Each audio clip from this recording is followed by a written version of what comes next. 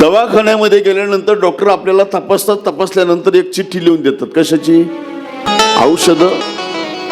आणि मग त्या औषधाची चिठ्ठी घेऊन आपण कुठे जातो? मेडिकलमध्ये जातो. मेडिकलमध्ये गेल्यानंतर चिठ्ठी मेडिकलवाल्याकडे देतो आणि मग मेडिकलवाला तो चिठ्ठी पाहतो आणि औषधं काढून देतो. मेडिकलवाल्याने औषधाची बाटली आपल्या हातामध्ये दिली का आपण घरी घेऊन जातो. पण जर शहाणा माणूस असेल ना, हुशार, शिकलेला, लगेच घरी जात नाही.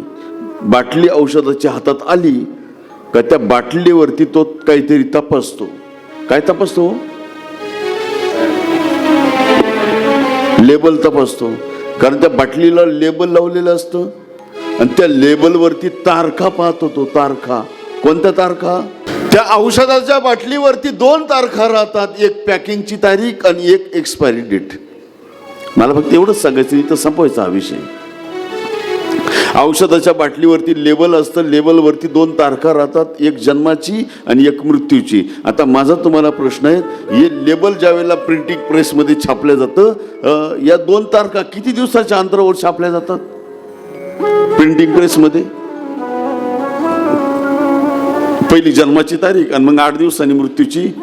नाही अहो, प्रिंटिंग प्रेसमध्ये ज्या क्षणाला जन्माची त्याच क्षणाला मृत्यूची तारीख एकाच वेळेला छापली जाते.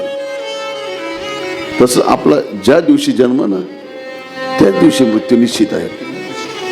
फक्त काहींचा अपघात होतो म्हणून मृत्यू, निमित्त पाहिजे ना काहीतरी. काही आजारी पडतात म्हणून मृत्यू. अर्जुना, मृत्यू कोणालाही चुकवता येत नाही.